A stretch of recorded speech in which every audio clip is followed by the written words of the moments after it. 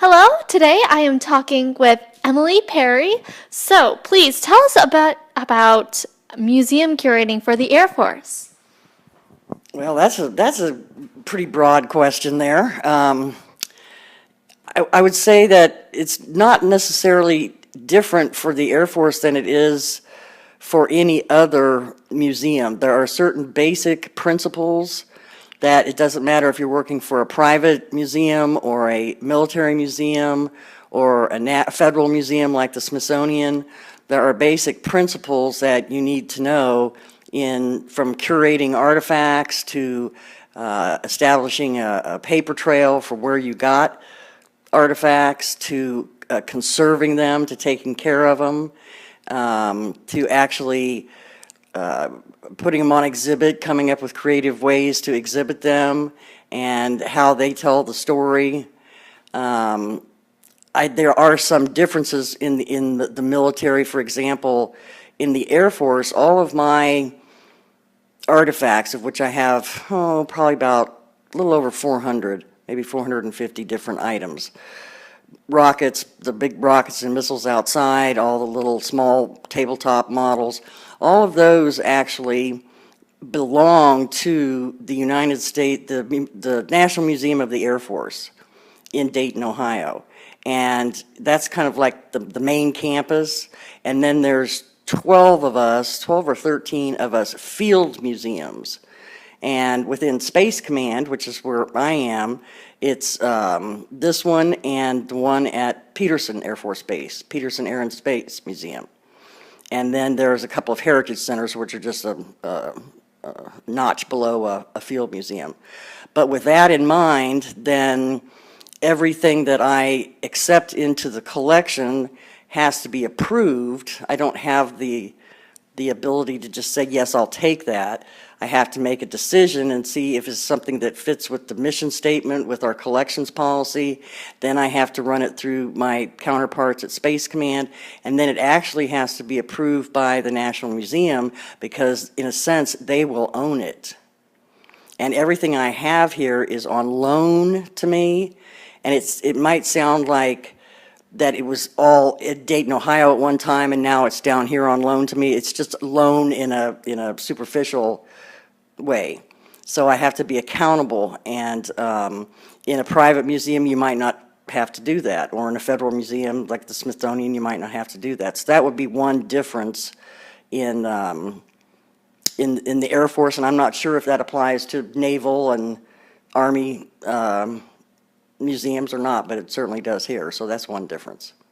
How about we talk about spin-offs and its impact on your career specifically? It's not so much the spin-offs that I highlight to people here, such as they do at NASA over at Kennedy Space Center, but it's the payloads for the military rockets and missiles that are launched from here. And they can be spin-offs. They're weather satellites and GPS satellites and stuff, and it affects everyday life. But in trying to distinguish and help people distinguish between Kennedy Space Center and NASA versus the Air Force and Cape Canaveral Air Force Station, we tend to focus on the military over here and their payloads.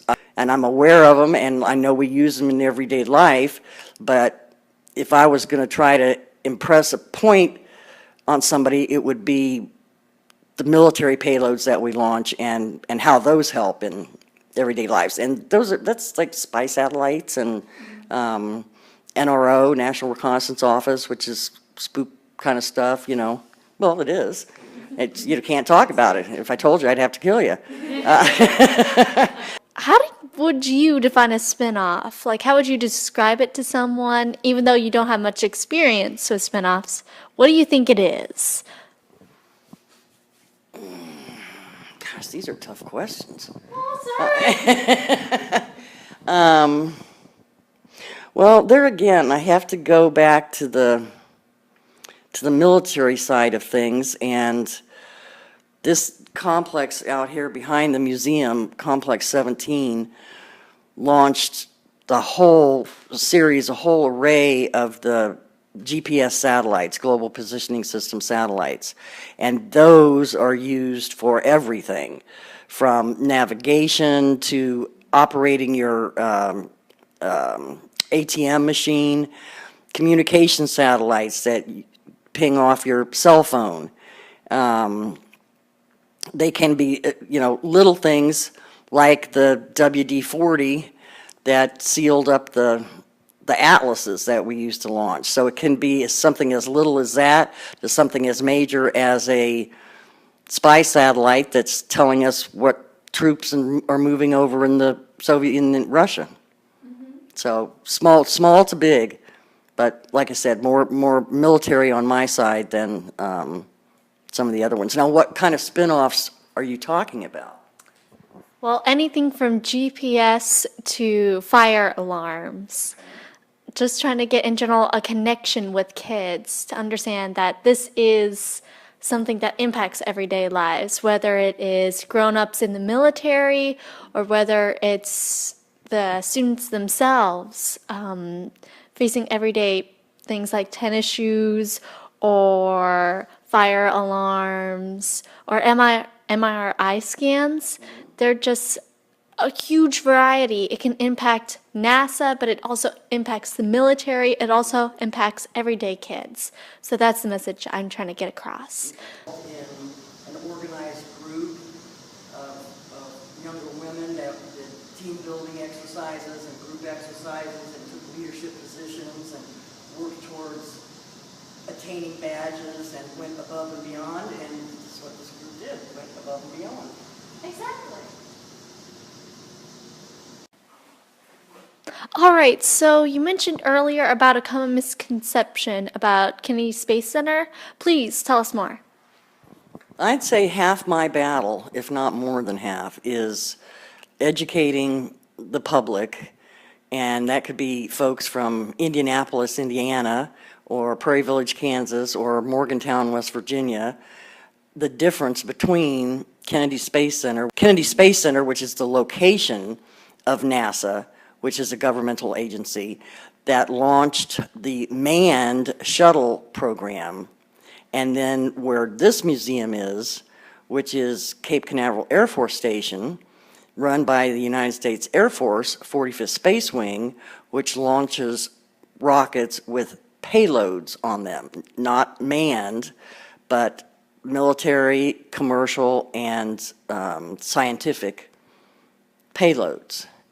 And I think another misconception too, I know it was my misconception, and I think I'm a pretty good judge when it comes to understanding things, because I didn't understand anything when I came. I didn't know nothing. I mean, I knew how to run a museum, but I didn't know anything about, like, be putting me like in the art museum.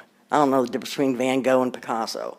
Well, and I didn't know anything. But I was a really quick learner, and I was really interested. And when I was talking about that Montessori education, if you can kind of absorb it. She wrote a book called The Absorbent Mind. And if you're interested in something, then it just comes naturally. You can't read enough about it, you can't find out enough about it, you can't visit enough places. And that's the way it was with me. I really, really was interested, knew that I was going to love this job. It was so exciting, it was so challenging. I learned something every single day, and I still do. And so I think that that made a difference, because I didn't know anything about it. But my point being that if I couldn't understand it, then I knew most everybody else would not be able to understand it either, with the exception of some space nerds that come in here. So I use that as a good judge for myself, along with Barbara and Evelyn. And I do want to say one thing that you haven't really touched on, and that's the mechanics of running a museum. It's really, really fun. What I just said, everything is really, really fun. Exhibits are so much fun. I would almost wish that there was a person in my position that was like the director of the museum, and that I was like the curator of exhibits, because that's really all I want to do. I just want to create. But with 400 artifacts, I'm one of the smaller museums. There are some field museums that have several thousand artifacts, and they all have to be accountable for. And for example, we just did our annual inventory that we have to have eyes on every single artifact that's in our collection, know where it is, where it's stored, in what cabinet, or if it's on display, in what area. And then there is the accessioning process when you get a new artifact. I told you we had approved at Space Command and then at the National Museum. But there's a lot of paperwork that has to be filled out. Who donated it, where it came from. It's called provenance. And Tom will talk about that tomorrow in archaeology, the provenance or something. And you can't just take just can't take something and say, well, this is what it is. Well, we don't know anything about it. You can't just make up a story about it. I suppose some people do, but we don't here. So there's the accessioning procedure where you take something in, get all the approvals, the conservation aspect where you have to have climate-controlled areas, and we have dehumidifiers, and sometimes our temperatures are really, really cold, but that's because we have artifacts and uniforms or paintings or something that are on exhibit. There's a lot of science to that, and the UV rays from fluorescent light bulbs damage artifacts. We try not to put too many original items on display. A lot of times we make a color Xerox, or we make a duplicate of a photograph, or we build a model of something that is actually real, because a lot of things that we have here are one of a kind. For example, the Navajo rocket down at the South Gate. So in a perfect world, you would probably have a director of a museum who oversaw maybe a staff of half a dozen curators, and then you have the registrars, which register all the artifacts and keep track of them, and the folks that do the actual accessioning with white gloves, that wear the white gloves, and records keepers and all that. I don't have that luxury. Fortunately, I only have, and I say only, 400 items, but it took 9 days for Roger and I to eyes on every one of those, and we do it every year. I mean, we know where the stuff is, but we just have to do it every year. And then take photographs, and take photographs of new items that come in.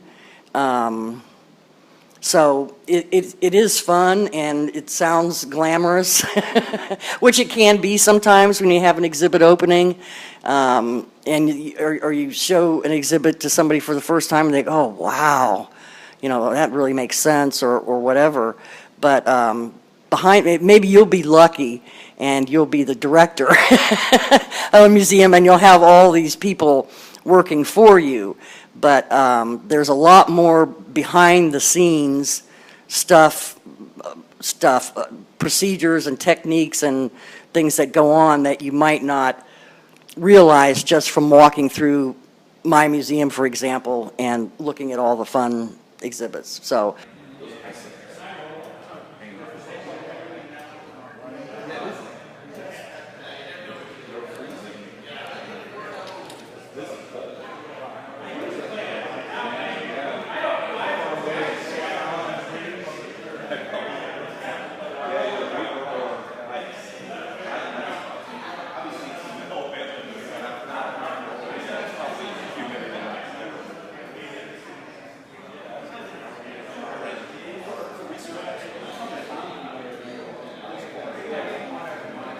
Well, we're talking about creating exhibits, which to me is the funnest part. It's not the paperwork, it's not the endless staff meetings. My volunteers do most of the tours, which I used to do a lot of, and I love doing, but I don't have time anymore.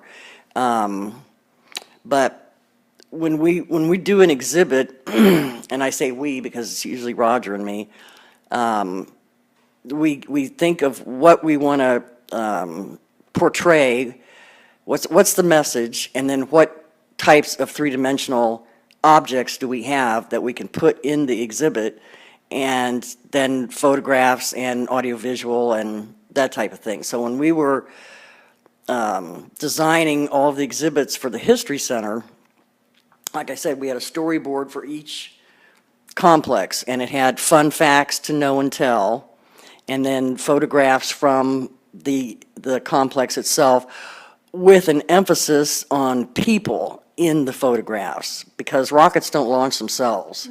It's people that build them, people that test them, people that, that launch them. And that makes it a little bit more real, too. It's not just one person pushing a button on a computer. And so we tried to focus on people-oriented pictures. And then when we, when we wrote the text, I'm from Prairie Village, Kansas. It's a little suburb outside of Kansas City. And Roger is from Morgantown, West Virginia. And his mother's name is Evelyn, and my mother's name is Barbara. So when we would write something, and then he would write something for me to review, and I would vice versa. We had a real good working relationship. The question was, would Barbara and Evelyn understand this? Okay, I'm from Prairie Village, Kansas. My mother never did understand the difference between NASA and the Air Force where I worked. Roger's mother passed away a long time ago, but that was a standard that we used. I'm not sure Evelyn would get that concept, or I'd say, oh, that is way too difficult for Barbara. Barbara is never going to understand that propulsion and this and that and the other. But it's true, and several classes that I took said that most of the exhibits are written, or the text is written for a fourth grade reading level. It has to be very simple, short and sweet. You're going to lose people if it's any longer. Now, I've got some space nerds that come in this museum, and they'll read anything. I mean, they'll read every single line, all the fine print underneath the photos. And they'll stay for hours, and same way down at the History Center.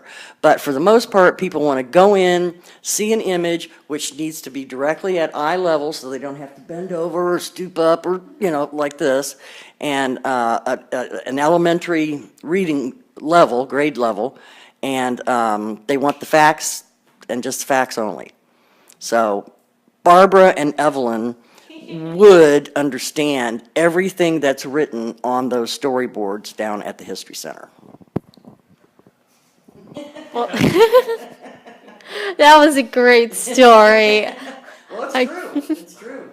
Now, how many museums are you curating for again? I'm the curator for this one. This is the Air Force Space and Missile Museum. But one of the problems that we had out here, and we still do, is access to this facility. And it's kind of like planning a party and nobody can come. Because after 9/11, or before 9/11, we used to let folks come up to the South Gate and get a pass and then drive out here, stay as long as they wanted to. They had to follow the route, not go to any place where there was fueling or hazardous ops going on or anything like that. But we never had a problem. Well, after 9/11, I was closed for 8 months, for one thing. And then they decided that they needed to search and vet and do background checks on people. So that put a crimp in our attendance.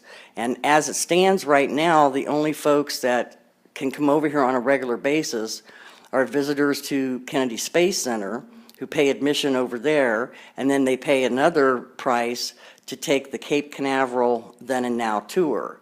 So that has really hurt my attendance. So what we decided to do was, since we couldn't get people on base, we would take the stuff to people off base. And I was fortunate enough to get a facility down at the South Gate entrance. It used to be a conference center for Space Florida.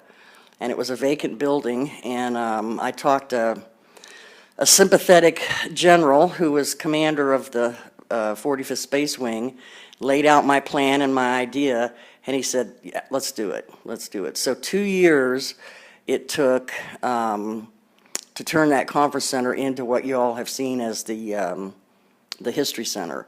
And the beauty of it is, it actually is on base, but it's outside the security gate. So people don't have to get a badge like you did and have to do background checks and all that. People can just drive up to it. It's got a big parking lot, and the best part, it's free. So you don't have to pay any money at all.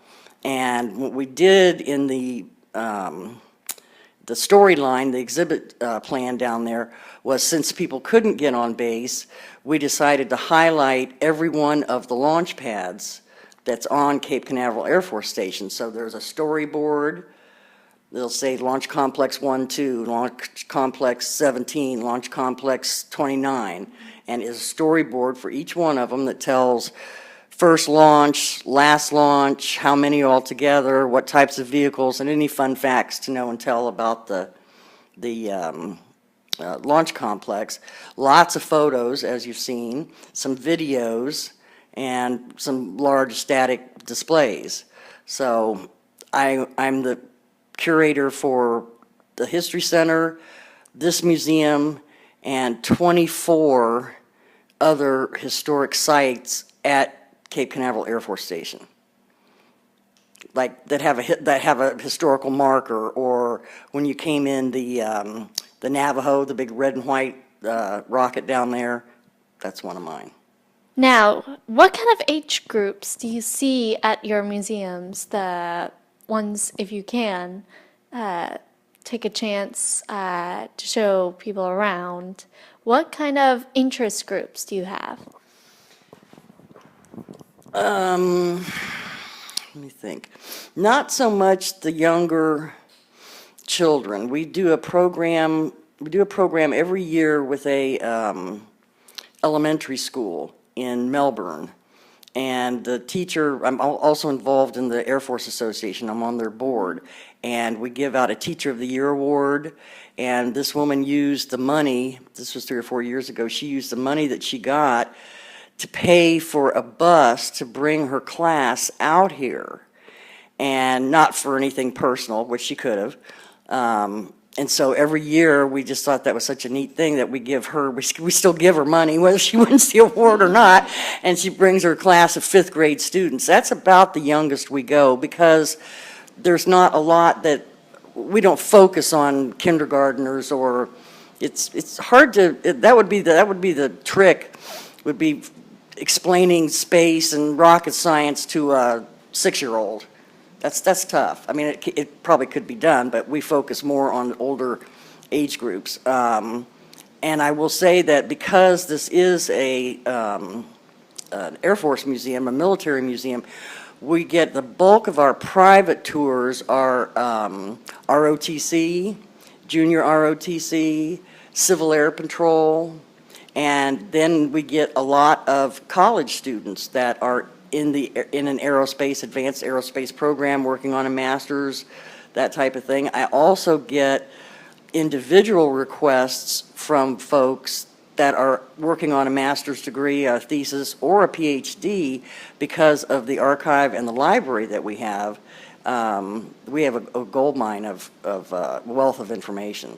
So I'd like to say we span the whole age group, not so much the younger kids. Now, they'll come on the bus tours with their parents, but it's hard to get a group of kindergarten students out here and you know, make it relevant.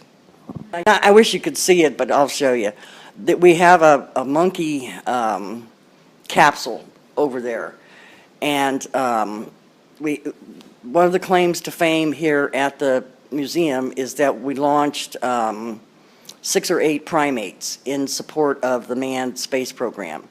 And everybody says, why did you do that? Well, because it sounds silly now, but at the time, before a human being had gone up into space, nobody knew how they were going to react. And one of the things that the scientists did was that they trained the chimpanzees and the squirrel monkeys to react to certain stimulus while they were in the air, in orbit, and the idea was to see if they could remember what they learned on Earth while they were orbiting the Earth. And because nobody knew if you just blacked out, or if your memory would go, or if you would just forget how to fly the spaceship or whatever. So they gave them a series of lights, and they had to recall the series that the lights came on. And if they did it right, they got a little banana pellet. And if they did it wrong, they just got a little shock. Wasn't anything that hurt them, but kind of like Pavlov's dog and the ringing the bell and water salivating and stuff. But the whole idea was to see if they could remember. Well, this was a young class, and it was it was a special request tour that I used to do all the time. Now I don't have time. And it was a young group, probably maybe 4th or 5th grade. And this little girl piped up and she said, well, why didn't they just send an elephant? And I'm like, an elephant? This capsule is only like, this big. And I said, well, honey, why would you say that? Well, elephants never forget. I'm like, okay, on to the next exhibit. Yes, that's a funny story. That is. And I'm looking at this little monkey capsule like this, and it didn't click. She said, well, because elephants never forget. And I'm like, okay, let's go on. Well, That is funny. yes. We know exactly which exhibit. We have great pictures. Oh, of right. that. We've seen that exhibit. That's a good idea. And they won't have to spend money on the banana pills. Just get a peanut.